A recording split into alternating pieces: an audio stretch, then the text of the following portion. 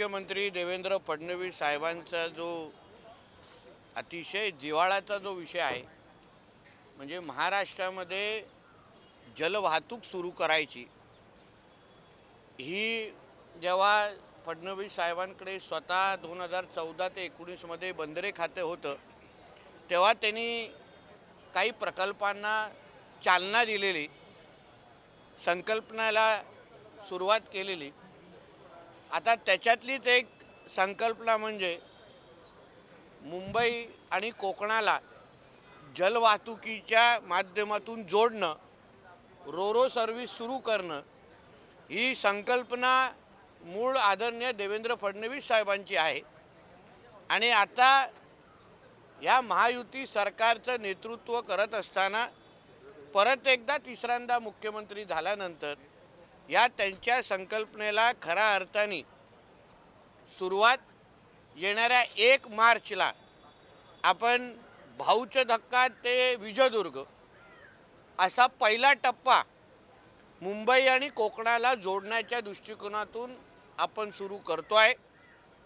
हा मुंबई ते विजयदुर्ग हा एक पहिला मार्ग रूट असेल. येणाऱ्या काळामध्ये मुंबई ते रत्नागिरी असो, मुंबई ते महाड असो, असं असंख्य वेगवेगळे रूट ह्याच्यामध्ये आपण वाढवणार आहोत.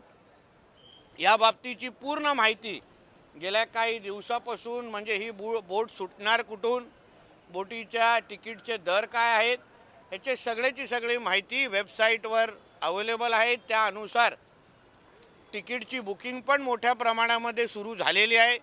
चांगला रिस्पॉन्स या तिकीटच्या बुकिंगला आम्हाला मिळतो आहे.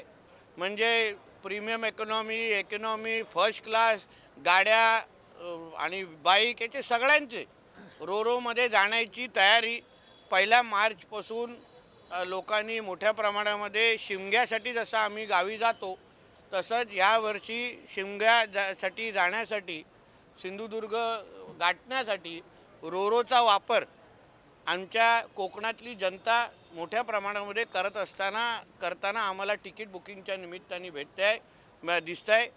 अशाच पद्धतीचे प्रयत्न भविष्यामध्ये पण रोरोच्या माध्यमातून मुंबई आणि कोकणाला जोडण्याचं, किंबहुना मुंबई किंवा महाराष्ट्र अन्य राज्यांबरोबर जोडणं, मुंबईला अन्य जिल्ह्यांबरोबर जोडण्याचं काम आणि पर्यटन, रोजगार आणि कृषी क्षेत्राला चालना देण्याचं काम या जलवाहतुकीच्या माध्यमातून होईल, असं आवर्जून ह्या निमित्ताने नमूद कर. सर, ही जी बोट आहे ती 12 महिने नवं आयाम आहे त्याचा कोकणातील लोकांना कशा प्रकारे काय वाहतुकीचे